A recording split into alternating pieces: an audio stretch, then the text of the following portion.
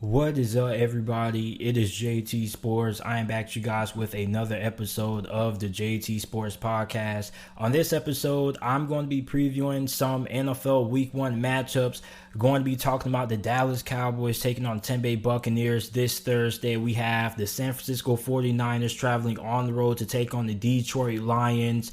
Dan Campbell's first ever game as an NFL head coach.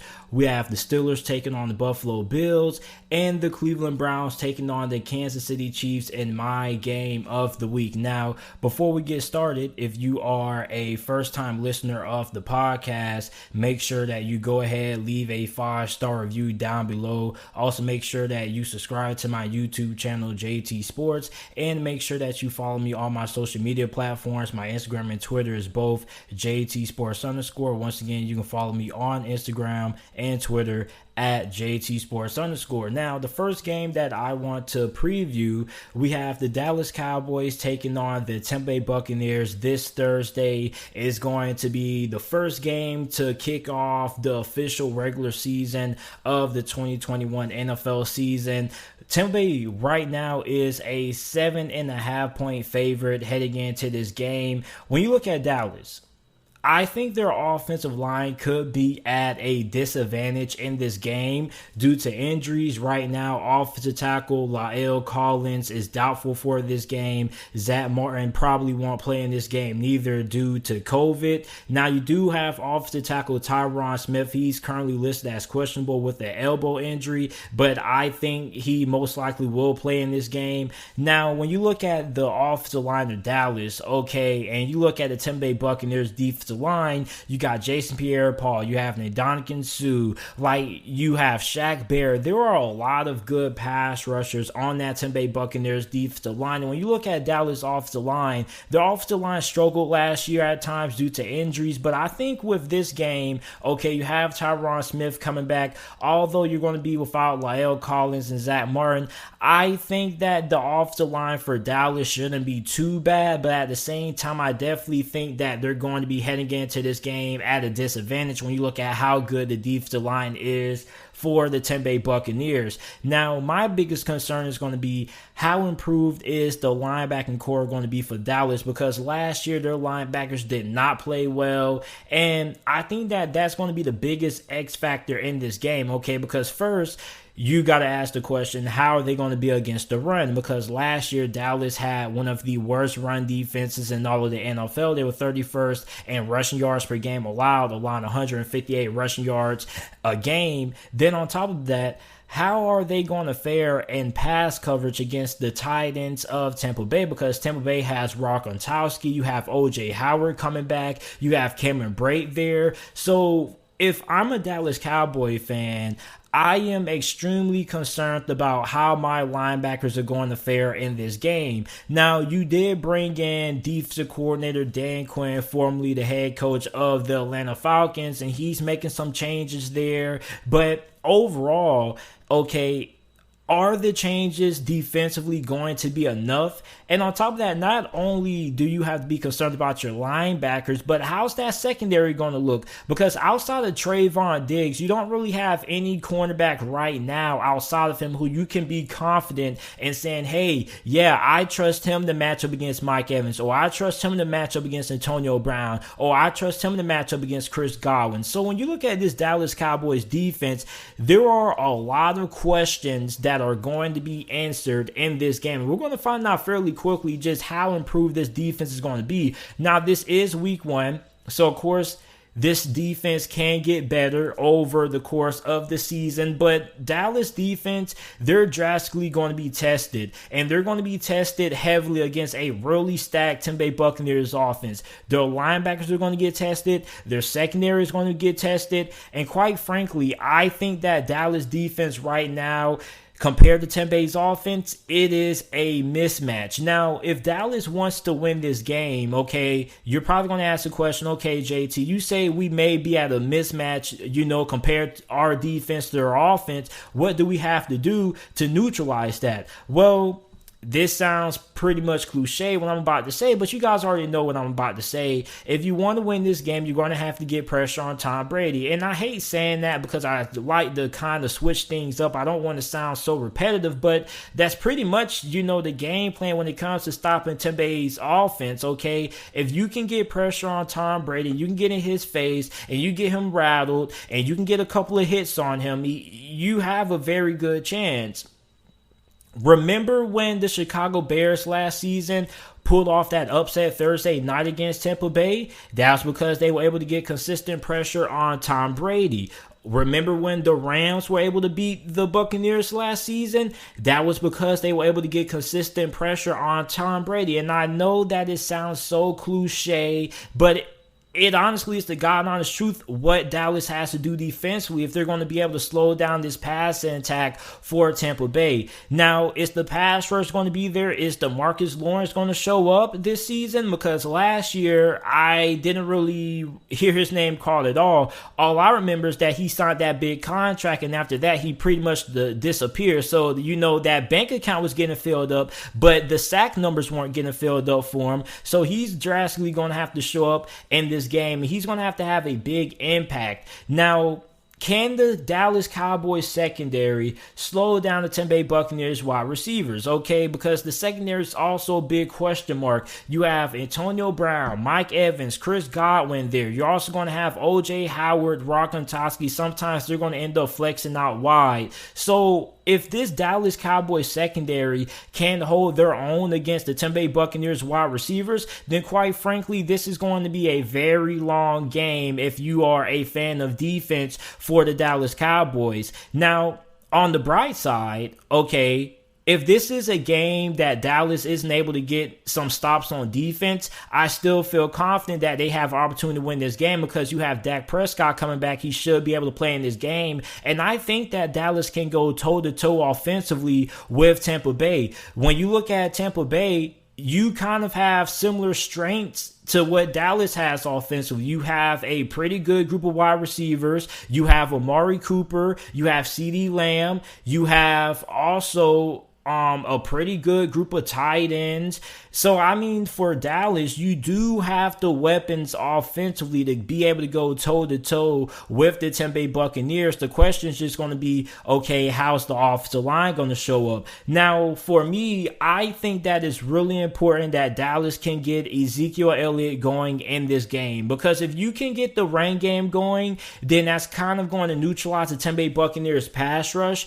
And that is my biggest concern, is going to be how is the pass protection for Dallas going to be in this game, because we know that Dallas has weapons on the perimeter. We know about Michael Gallup, who currently is entering a contract year. We know that they're going to be able to get all their wide receivers involved in this game, but the question is going to be, is Dak Prescott going to have enough time to get the ball out to those playmakers on the perimeter? And a good counter to a good pass rush is a good run game, because then if you can run the football, you keep the defense off balance. Therefore, if you can run the football with Ezekiel Elliott, that's going to make Tampa Bay, those pass rushers, they can't just pin their ears back and just say, okay, now we have to actually account for the run also. So when you add that, part of unpredictability to your offense and you can be balanced, that's going to help out Dallas in this game. And Ezekiel Elliott is coming off a really disappointing year last year. As a matter of fact, it probably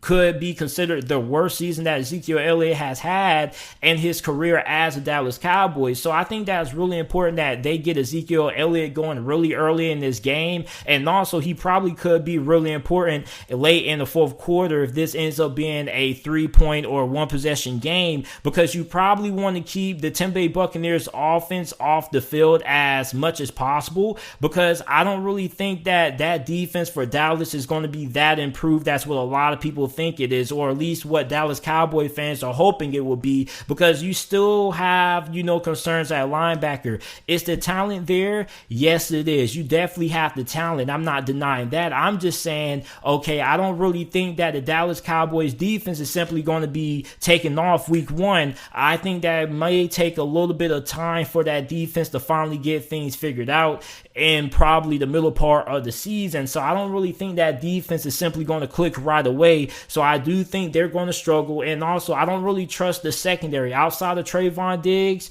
I don't really trust anybody. Who else are you going to put out there? Jordan Lewis? And I don't really know. So, I mean, for me, I'm going to take the Tampa Bay Buccaneers to win this game. I think Tampa Bay wins this game. 31-24 is my final score prediction in this game. I do think that this game isn't going to be a blowout in Tampa Bay Buccaneers' favor, simply for the fact that I do think that Dallas can put some points on the board. But overall, I just think that Tampa Bay is just a way better team up front, and I think that there drastically is a big mismatch in the trenches between Tampa Bay and Dallas, because Dallas offensive line isn't fully healthy, and you're looking at a fully healthy Tampa Bay Buccaneers defensive line that I definitely feel like is going to be able to affect multiple outcomes in how this game goes. So I mean, when it comes to third down, I think that pass rush is really going to be able to tee off if it's in third and long situations. And even though Dak Prescott is going to come back, the Dallas Cowboys offense is going to be really good. They're going to be able to score points. I just feel like that defense for Dallas isn't going to be able to get enough key stops to be able to win this game. So I'm taking the Tampa Bay Buccaneers to win this game. The next game that we have to talk about, this is a game that I am really excited to see. We have the San Francisco 49ers traveling on the road to take on the Detroit Lions. Now, the 49ers are a 7.5-point favorite to win this game. Now, if you were to ask Detroit Lions fans, what advantage do they have going into this game? A lot of Lions fans are going to tell you the advantage that we have, JT, is the fact that we have a new head coach. And you say, okay, you have Dan Campbell, who I like a lot. Okay, what advantage is he going to bring in this game? Well, they're going to tell you we have the advantage that the 49ers don't have no film on us. They don't know what we're going to do. They don't know what our tendencies are, what we like to do on defense. They don't know how often we like to blitz, how often we play man coverage, how often we play zone coverage. They don't know how often we like to run the ball to either the left side or the right side. They don't know how often we like to run counter run plays. They don't know how often we like to run power run plays, zone run plays. They really don't know anything about us, JT.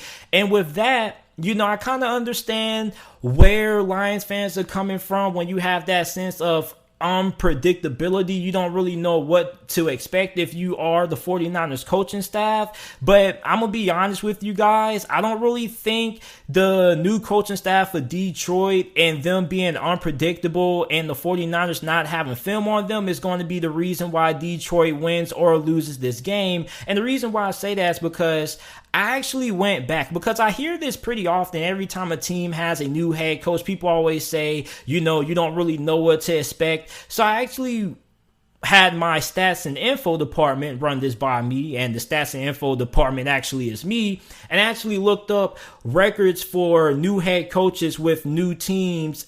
And those coaches over the last 3 years have a combined record of 2 wins, 17 losses, and 1 tie. In 2020, the first year head coaches, or the new head coaches last year, went 1-4. Ron Rivera, Matt Rule, Kevin Stefanski, Joe Judge, and Mike McCarthy went 1-4 last year in their Week 1 debuts. 2019, the head coaches who made their Week 1 debuts, they went 1-6-1. You had Cliff Kingsbury, who ended up having that Week 1 tie with the Detroit Lions that year. Then in 2018, the new head coaches of that year went 0-7. So if we're going by statistics and analytics over the last couple of seasons, first year head coaches or head coaches on new teams haven't really had a lot of success when it comes to Week 1. And also another argument that I kind of have against the whole claim of having a new coaching staff, you have a sense of unpredictability, is there are 32 teams in the NFL, right?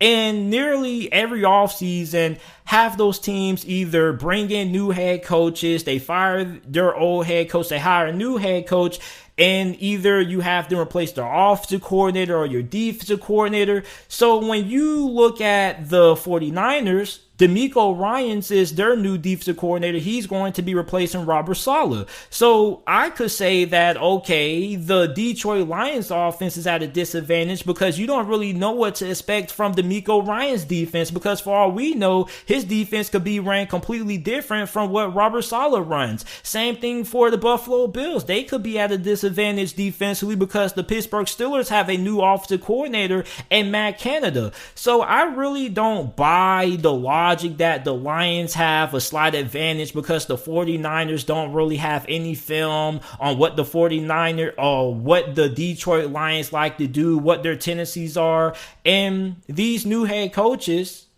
are 2-17-1.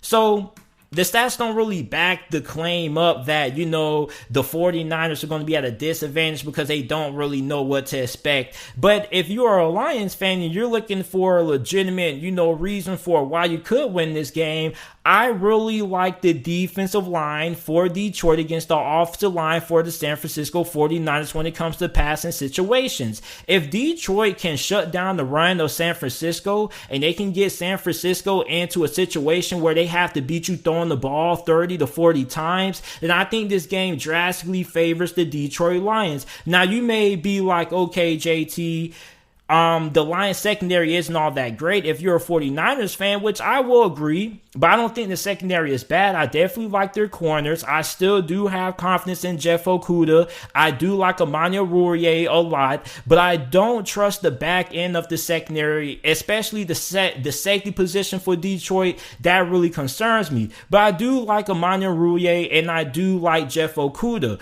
But the main reason why I think this game could tilt Detroit's way if the 49ers have to win this game by throwing the football is simply for the fact that defensive line that Detroit has this year is going to be really solid and their pass rush is really overrated. You have the Okura brothers, you still have Trey Flowers. So, I really like the pass rush for Detroit against the pass protection for the 49ers if the 49ers have to win this game throwing the football. And by the way, I don't really think there's a high chance that Trey Lance plays in this game or starts simply for the fact that he's had like a thumb injury that he had to have like some slight surgery for. So I doubt that he's going to play in this game. So I'm expecting Jimmy Garoppolo to be the starting quarterback in this game. And if Jimmy Garoppolo has to win this game by airing the football out 30, 40 times, I think this game tilts towards the favor of the Detroit Lions.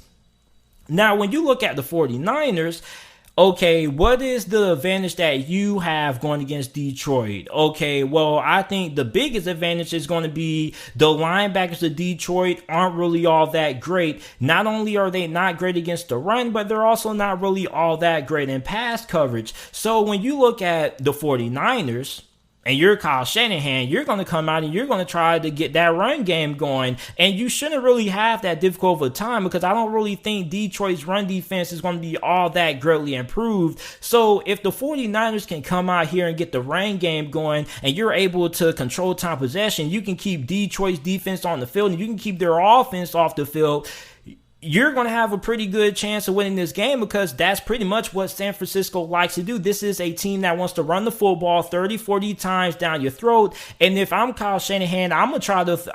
If I was Kyle Shanahan, my first 3 plays would be run plays because I want for Detroit to show me just how improved that run defense is. You can talk all you want to. Lions fans are going to say, yeah, we got a new staff. Our run defense is going to be as bad as what it was last year. Our defense is going to be improved and all that's good, but I want you to prove it to me on that first drive. So if I'm Kyle Shanahan and I'm calling the plays for San Francisco, I'm running the football until Detroit can show me they can stop it.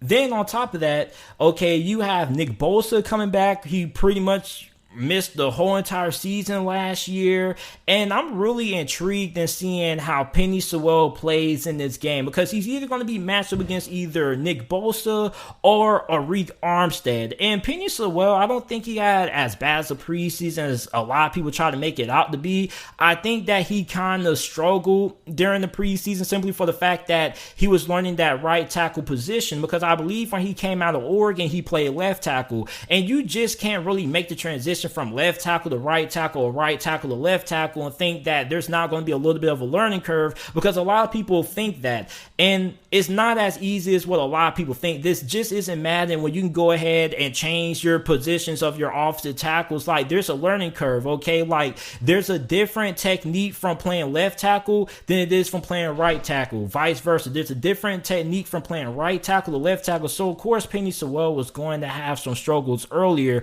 in making the switch. But I do think that he has to have a pretty good game. And the reason why I say that is because offensive tackle is one of the most underrated and one of the most important positions in all of football. And I'm not saying underrated in terms of, it's not that important, because it really is important. I'm just saying underrated in terms of how the media looks at it. Okay, like if somebody has a bad offensive tackle, of course everybody's going to call it out. But a lot of people don't realize how many wins having a good offensive tackle means. If you have a great offensive tackle, you're probably going to end up winning 2-3 games solely based off that. Meanwhile, if you have a bad offensive tackle, you probably could end up losing 3 games because of it. Offensive tackle is one of the most important positions in all of football, and it isn't talked about enough because it equates to more wins. So when you look at Penny Sewell, he's going to be matched up against one of the more premier pass rushers in Nick Bosa or either Rick Armstead. So I think that it's really important that he ends up having a really big game, because if he doesn't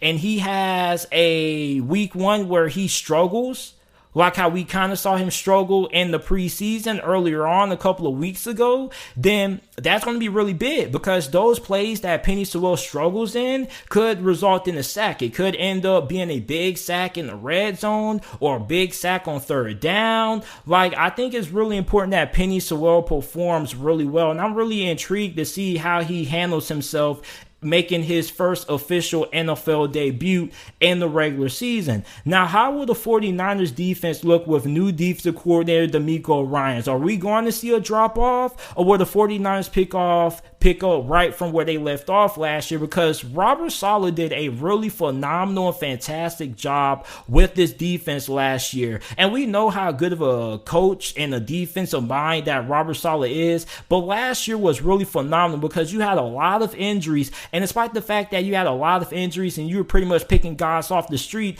the 49ers still managed to have a really elite and great defense. So I want to see if this defense is going to have a drop-off under DeMeco Ryans. Now, for those of you guys who are not familiar with DeMeco Ryans, he formerly used to be a really solid linebacker in this league a couple of years ago. And I want to see, what is his philosophy going to be? Is he going to blitz a little bit more often than Robert Saleh? Is he going to call zone a little bit more often than Robert Saleh? Is he going to play man-to-man coverage a little bit more than Robert Saleh? We really don't know how this defense and what his philosophy is when it comes to calling plays defensively.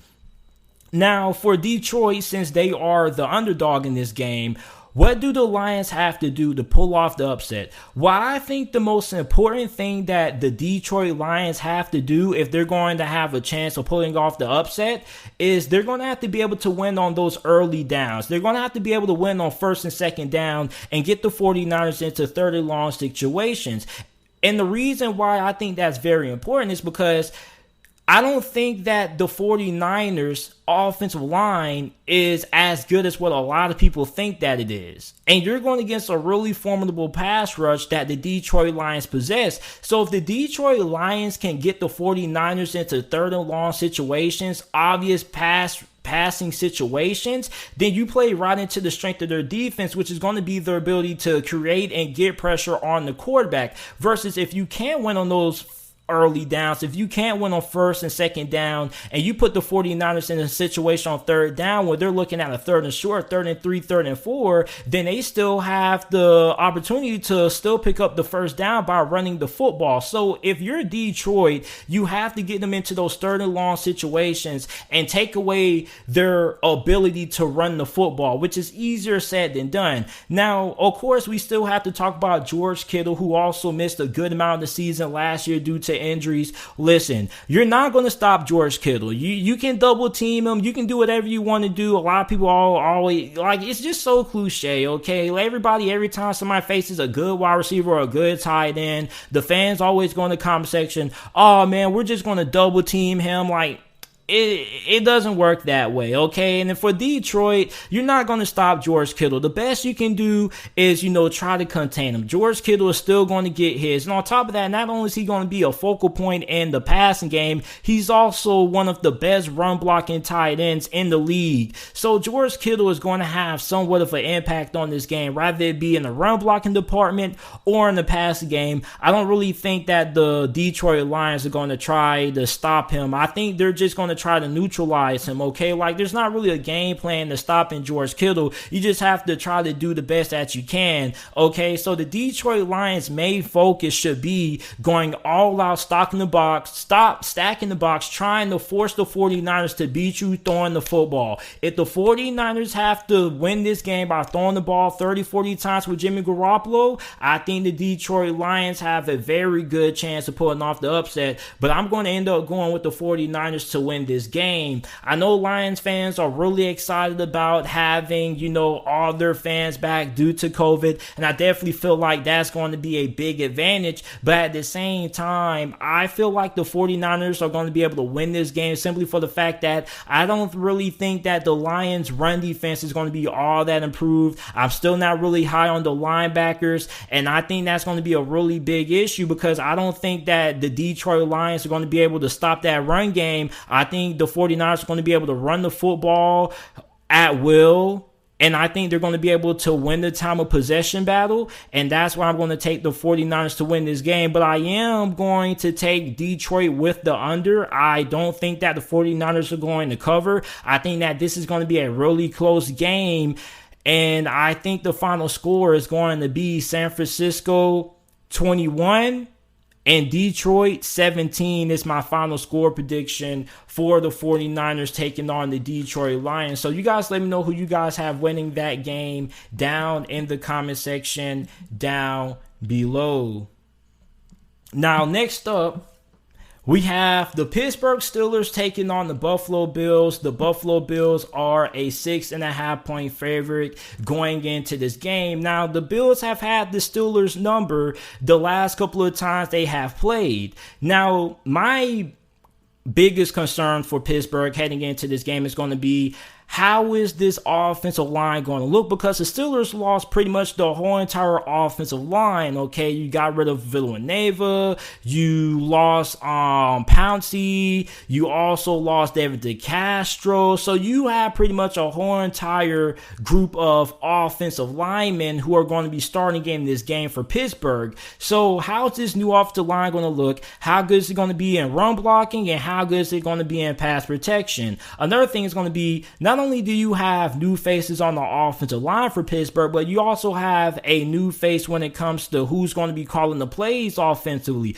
Last year was Randy Fichtner. This year is going to be offensive coordinator Matt Canada. Matt Canada, formerly last year, was the quarterbacks coach for Pittsburgh. He's taken over play calling duties this year. So how different is this Pittsburgh Steelers offense going to look? What does he like to do? Now, I've heard that Matt Canada's offense kind of resembles Sean McVay's offense to a degree. A lot of motion, a lot of guys moving around the formation, and I think that's really good because you have that deception. You also have the fact that Pittsburgh likes to use Chase Claypool on jet sweeps a lot, so you have a different look offensively.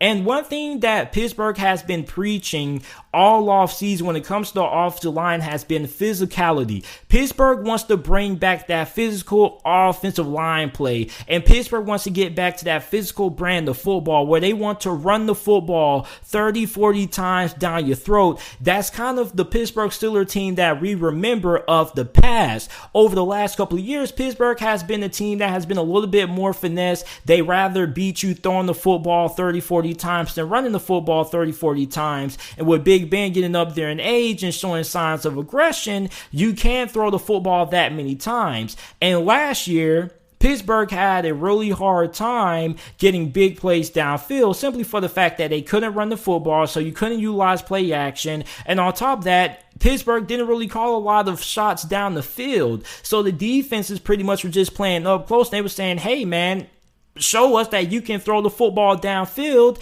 and Pittsburgh was unable to do that. So for me, that run game is going to be really important for Pittsburgh in this game. But when you look at Buffalo, okay, how improved would their pass rush be? Because their pass rush wasn't bad last year, but it was average. If Buffalo is going to be the Super Bowl caliber football team that Bills fans are hoping they will be this year, they're going to have to be a lot better when it comes to getting consistent pressure on the quarterback. And they have a lot of young talent on this team when it comes to the pass rushing position. You have AJ Epinesa going in a year or two. You still have Ed Oliver. You have rookies Gregory Rousseau and Carlos Basham. Gregory Rousseau has looked really impressive coming off a really solid preseason outing when he has played in the preseason. So, I mean, you have a pretty young group and a pretty talented group of pass rushers, and I'm interested to see if they're going to be able to take advantage of a really questionable Pittsburgh Steelers offensive line. Now, both these two teams didn't really have a lot of success running the football last year. Okay, the Buffalo Bills were 24th in the NFL in rushing yards per game. The Pittsburgh Steelers were dead last in rushing yards per game, averaging less than 100 rushing yards a game. Now, I think for Buffalo, okay, I definitely feel like the running game will improve this year. And I also feel like last year, like, they didn't really need to run the football because they were just so damn dominant throwing the football between Josh Allen and Stephon Diggs. There really wasn't no reason to run the football. But I really feel like if I had to choose a team who needed to have a better game running the football, I probably would have to go with the Pittsburgh Steelers. Because if you're Buffalo, okay, although Pittsburgh has a really great pass rush with Stephon Tuitt coming off a career year, Cam Hayward, TJ Watt, Melvin Ingram, Alex Highsmith, I still feel like Buffalo could get the job done if they need to win this game throwing the football. I don't really have that same exact confidence in the Pittsburgh Steelers simply for the fact that the more Big Ben throws the football, the more chances you have with turnovers happening. And on top of that, when you have a quarterback that's up there in age, you shouldn't want them throwing the football more than 30 times, okay? So for Big Ben, he should really only have to throw the football 25 times, 30 times at most in this game. For Pittsburgh, you have to get Najee Harris going. Najee Harris needs 20 to 25 touches in this game. 20 carries, minimum. 20 touches, minimum. Najee Harris is going to be a very big part if the Pittsburgh Steelers win this game. Not only in this game, but for the whole entire season. If Pittsburgh makes it to the playoffs, it's going to be because Najee Harris has a really outstanding rookie season. So for Pittsburgh, Najee Harris has to get going. He has to get touches. You have to get him involved. Now, if Buffalo can bottle up the run game and Pittsburgh has to win this game by throwing the football, I think Pittsburgh is going to be in a lot of trouble. And I'm not saying that Big Ben is just, not good enough to get the job done, but I'm just saying with the fact that the off the line has the concerns that they have, the questions that they have there, and on top of that, when you look at some of the older quarterbacks in the NFL, the guys like the Aaron Rodgers of the world, even when Drew Brees and Phillip Rivers were playing last year, their teams weren't asking them to consistently have to win the game throwing the football more than 35 times to 40 times. Both of those two teams, both the Colts and the Saints, were able to have legitimate running games, taking pressure off their older aging QB. So when you have an older aging QB, you want to make sure that you can have that run game going because you don't want your QB at this age and Big Ben having to carry your team. So if you're Buffalo and Pittsburgh has to beat you throwing the football, then you're rubbing your hands like Birdman because you're playing right into your strength because you already have Trey White, who is one of the best cornerbacks in the NFL. You have a really good secondary. You have one of the better secondaries in the NFL. So I definitely feel like if you're Pittsburgh and you getting to a game that you have to win throwing the football, you're going to be in a lot of trouble. That's going to tilt the game towards Buffalo's favor. You also have to look at the fact that, okay, can Buffalo force Pittsburgh to beat them throwing the football downfield? Because I know that Big Ben still has enough arm strength to get the ball downfield enough, but I simply don't know if they're going to be able to be on the same page come week one, because, throwing the deep ball just is more, it's more than just being accurate. Okay. There has to be timing. It's just a lot of things that goes into, okay, are you going to be able to get the big plays downfield? And I really feel like if Buffalo can force Pittsburgh to try to throw the football downfield, that's also going to play towards their favor. But for, Pittsburgh, I'm looking at Buffalo, and I'm looking at a Buffalo team that I really like the matchup that Pittsburgh has defensively compared to Buffalo's offensive line. I like the defensive line of Pittsburgh against the offensive line for Buffalo. But my thing is going to be, can you limit those big plays that Buffalo had last year between Josh Allen, Stephon Diggs, and everybody else? Because Buffalo had a really explosive offense. They were able to generate big plays at a snap of a finger. So for me, if you're Pittsburgh, can you limit those big plays? Can you force Josh Allen and Buffalo to have to beat you, taking what the defense gives you? Or are you going to allow Buffalo to get those big explosive plays downfield? So for Pittsburgh, you have to be able to limit those big plays downfield. And that's really tough to do because Josh Allen is really good. He has become a really great all-around quarterback. Not only is he really good when he chooses to tuck the football and run, but he's also really patient. When he gets outside of the pocket, he's not looking to run. He's looking to give his wide receivers a little bit more time to get open. So it's really difficult to stop this passing attack for Buffalo. But I think for Pittsburgh, if you're able to limit some of the explosive plays, I think that you have a really good shot at winning this game. And on top of that, if Josh Allen has to hold the football longer than what he has to allow his wide receivers more time to get open, you're playing into the hands of the Pittsburgh Steelers defensive line with Stephon Tuitt, Cam Hayward, and TJ Watt. So I definitely feel like Pittsburgh has the personnel to kind of limit the big plays that Buffalo is going to have. I feel really confident in taking Pittsburgh in this game, and I'm going to do it. I'm going to take Pittsburgh with the under, and I feel like Pittsburgh is going to be able to win this game.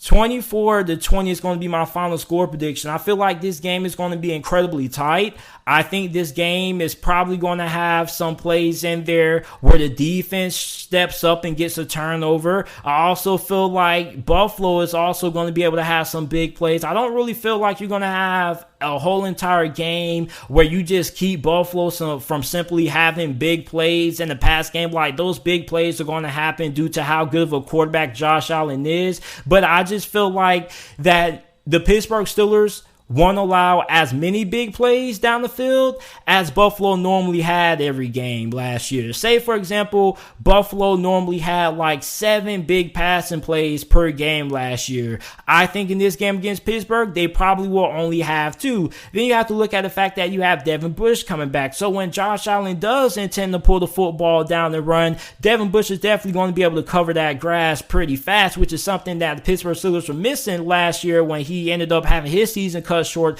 was the speed that he brought and his coverage ability. So I feel pretty confident in the fact that I trust Pittsburgh to win this game. I'm taking Pittsburgh to win 24-20.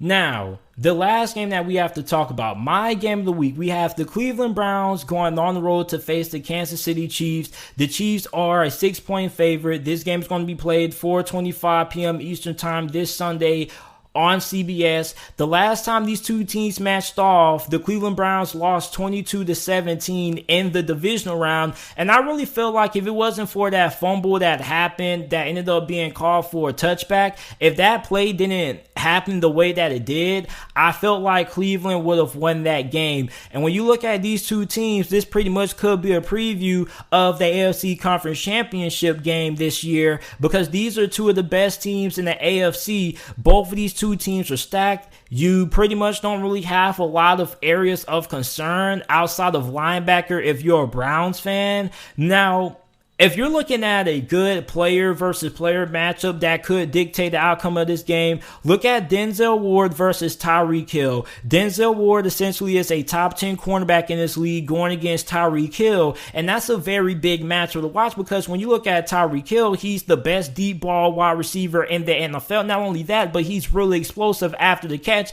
So Denzel Ward has to have a really good game in terms of trying to take him out of the game plan for Kansas City and force Patrick Mahomes to look elsewhere. So I think that this is a very big player matchup to watch between Denzel Ward and Tyreek Hill. Can Denzel Ward slow down Tyreek Hill? Now, Cleveland has to be able to win the turnover battle if they're going to win this game. Cleveland is a team that likes to run the football. They like to control time possession. They want to run the clock down. They want to keep your defense on the field. They want to keep your offense off the field. Where if you run this style of offense, and there's nothing wrong with it, you can have turnovers. You can have turnovers like how you did in the divisional round, because turnovers are essentially the biggest reason why Cleveland lost that game. So if you're going to run a run-heavy offense and the offense that's dictated on ball control, then you can't have those turnovers. I also think that it's really important that Cleveland is able to score inside of the red zone, okay? Because the Browns had the fourth best red zone scoring offense last year. They scored in the red zone 73% of the time. Meanwhile, Kansas City had the worst red zone defense in the NFL last year, allowing opposing teams to score touchdowns 72% of the time when they were inside the red zone. So I think that is really big that Cleveland is able to come away with touchdowns instead of field goals in this game. Now, if you're a Chiefs fan, you can allow Cleveland to dominate you running the football and controlling the clock. Because even if Cleveland is able to do that, you still feel pretty confident just because your offense can score at will. But if Cleveland's doing this in the fourth quarter and you're down 14, okay, then we have a problem. So Cleveland, what they want to do is they want to dictate how the game goes. They want to dictate the game by keeping Patrick Mahomes off the field. If you're Kansas City, you can't allow that to happen. You have to make sure that you're able to keep that run game with Nick Chubb and Kareem Hunt in check. Now, Kansas City Chiefs fans are going to say, if we stop the run, then we're going to win this game. I'm not really sure about that. I really think that if Baker Mayfield has to win this game, he can do it. He has the weapons to do so. He has Odell Beckham. You got Jarvis Landry. You have a really great group of tight ends. You have one of the best offensive lines, if not the best offensive line in the NFL. If Baker Mayfield has to win this game, and this game comes down to Baker Mayfield engineering a 2-minute drive to go down and win, I think he can do it. I don't know. I no longer feel like Baker Mayfield is the quarterback that you don't want throwing the football to win the game. Okay, I definitely feel like in key moments, Baker Mayfield can win the game for Cleveland. Now, if you're Kansas City, you have a big advantage when it comes to the linebackers of Cleveland. Now, Cleveland did draft Jeremiah Owusu-Koramoah out of Notre Dame, but we don't really know how much he's going to have when it comes to his snap count in this game. Is he going to start? And if he does start, how many plays is he going to be in? So I don't really think that the linebacker position for Cleveland is all that improved, and that's a big mismatch because you have Travis Kelce. Who is Cleveland going to put on him? Are you going to put a corner on Travis Kelce? Good luck with that. Are you going to put a safety on him? Okay, I definitely feel like you do have a safety who's more than capable of being able to keep up with them, and John Johnson, who you signed the free agency from the LA Rams, so that could be a pretty intriguing matchup. John Johnson on Travis Kelce, I think that could be pretty fun to watch. But overall, I definitely feel like the linebackers in Cleveland are a big concern in this game. And on top of that, okay, I look at the Chiefs, the last time they played Cleveland, they were averaging 7 yards per play. Essentially, the Kansas City Chiefs pretty much had a first down every 2 plays against Cleveland in the divisional round. So if you're a Browns fan, you have to limit those big plays from this Chiefs offense. Now, the Kansas City Chiefs have improved their offensive line. And the Cleveland Browns, their pass rush has improved. You bring in Jadeveon Clowney, which Jadeveon Clowney is a really good robber. He's not a Batman, but he's a really good robber. You look at him on the opposite side of Myles Garrett, that can cause some issues. So this Kansas City Chiefs offensive line has drastically improved, but it's going to get tested against this Cleveland Browns defensive line led by Myles Garrett, who a lot of people feel can win Defensive Player of the Year this year. So you look at Patrick Mahomes in this game, and you look at what he has to do to win. Well, obviously, if he has enough time to throw the football, he's going to make his plays, okay? Like, if you're a Browns fan, there's really nothing you can do to really stop Patrick Mahomes because he's going to have a couple of plays when things break down. He just has his wild moments. But at the same time, okay, if you can take away Tyreek Hill, I think things change because a big part of Kansas City's offense is due to Tyreek Hill's ability to make things happen with the ball in his hands and making those big plays down the field. And I think that Tyreek Hill is responsible for the majority of the big plays that happen for Kansas City. Another thing is that Kansas City isn't all that great inside of the red zone due to the fact that they're not all that great running the football when they get inside of the 20, which is something that Kansas City has been focusing on a lot during this offseason, trying to improve the running game, adding some new added wrinkles there. So you look at Clyde Edwards-Helaire, okay, what impact is he going to have on this game? So this is a really intriguing game, especially for Cleveland. I mean, can you get off the field on third down? Because the Cleveland Browns were 25th in the NFL last year in third down defense. And if you're going to try to win this game against Patrick Mahomes, you're going to have to try to get him off the field on third down. So the team I want to take to win this game, I'm taking Kansas City. They're playing at home. I think the home crowd is going to have a big effect now that stadiums are going to be, nearly full capacity. I think that's going to be a big reason why I'm taking them to win this game. And another reason is because simply for the fact that I just feel like the linebackers for Cleveland aren't really going to be up to par to stop this passing attack because, playing linebackers more than just stop the run is also being able to drop back in coverage. And I simply think that Kansas City can exploit that part of the field. So I'm going to take Kansas City to win this game. 27-24 is my final score prediction. I think this game is going to be really close. I think it's going to come down to whoever has the ball last. And I think that Patrick Mahomes and company are going to be able to get the job done. So I'm rolling with Kansas City. But I do think that Cleveland will be able to cover that 6-point spread because they're a 6-point underdog in this game. I will take Kansas City to win, but I'm going to take Cleveland with the under. So you guys let me know who you guys have winning this game down in the comment section down below. Make sure that you like the video and subscribe if you're watching on YouTube. And thanks for watching. And if you're listening to this on the podcasting platforms, make sure that you go ahead, leave a 5-star review if you enjoyed this episode of the JT Sports Podcast. Make sure that you share it on your social media platforms with your friends, family, and acquaintances. And I will be back with another episode of the JT Sports Podcast shortly.